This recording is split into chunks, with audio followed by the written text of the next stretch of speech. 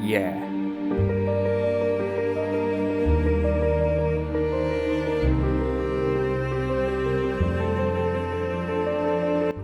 War. It is on the forefront of everyone's mind at the moment, and this video was not planned because of what is happening in Ukraine. I originally wanted to make this video because the director, Matt Reeves, is releasing the biggest film of the year, The Batman, but circumstances have meant that this video is currently being written during an atrocious time for the people of Ukraine. However, I will speak about this movie without trying to tiptoe what is currently happening in the real world, because war is a subject that so many people face, and that is the tragedy. War occurs all the time. The scale of it might be the only difference, but the impact of war, no matter how big or small, how recent or late or deadly or not, has consequences. War brings fear, it brings hatred, and it brings regret, and it's something that will never go away. Power is the deadliest drug because it grows greed, and greed grows obsession. All that combined, and you have a recipe for a mad leader believing in his own headcanon about territories and believing he's in the right.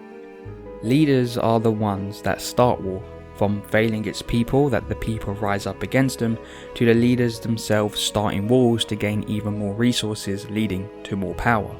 War is a tragedy, but that's in the real world. For this video, we are discussing the fictional world in 2017's War for the Planet of the Apes, and especially the character of Caesar. The leader of his ape community, he in this movie is fighting a war he never wanted, never asked for, and is actively trying to stop. But the lunatic of a human leader fails to care for the compassion that Caesar has, mocking him for sparing a human's life. I hope you don't come to regret sparing his life. And decides that killing all the apes is the righteous choice, like he is a messiah that is leading his troops to a world of salvation. Both leaders are very different. Caesar cares for the safety of his community, making sure that they all survive and find peace in a new world. And because Caesar is committed to his cause to protect his fellow apes, he gains the ultimate respect from them. Apes bowing to him just to be noticed. Caesar is a true messiah to them. A leader that not only fights for them, but will always protect them. Compared to the Colonel, for him, fear of humans becoming mute savages, he feeds that fear to his troops and decides that all apes must be eradicated.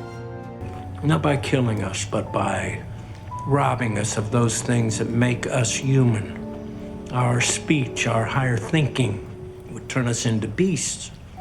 The irony being, he fears humans will retreat to brainless savages because of the virus spreading, but he becomes a savage without the virus anyways, making these apes who are as clever as humans work in labour camps before killing them off. He is a savage without emotions for what he is doing. The Colonel even tells Caesar he is too emotional. Emotions is what you lose when the virus attacks, yet the Colonel sees it as a weakness of Caesar. Another irony. So emotional! But Caesar is not without fault. No person, or in the case of this movie, ape, is. Because the war in War for the Planet of the Apes is an internal war inside Caesar, not a physical war. The movie starts with apes fighting humans, but ends with humans fighting each other because we are savages. The Colonel was afraid that his power would be taken away and decides to break away from other humans, and because of that, instead of these humans fighting their common enemy, the apes, they fight each other. And that is very typical of us. But Caesar's battle is not with the humans, it's with himself, and more importantly, with Koba.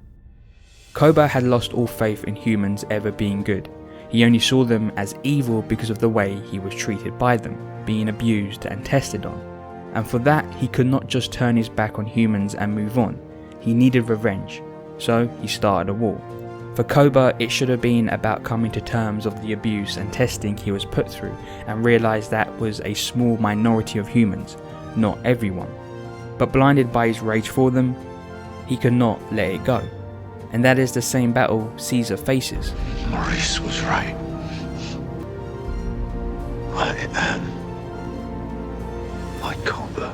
He could not escape his hate.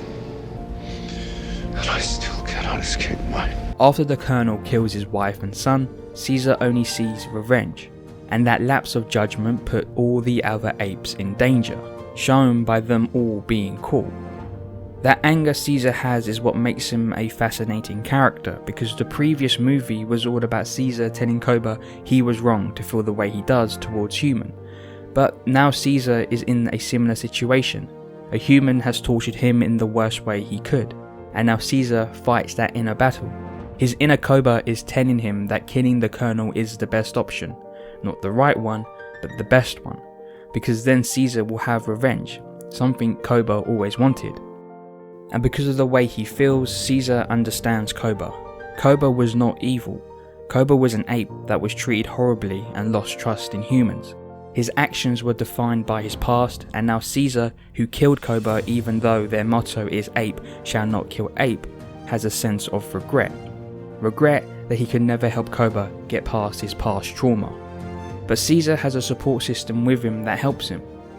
Maurice is his voice of reason, and his wise words are there to mellow Caesar and his rage. But a support system can only go so far. The decision ultimately comes down to Caesar, kill or not, and in the end, Caesar decides not to kill the Colonel.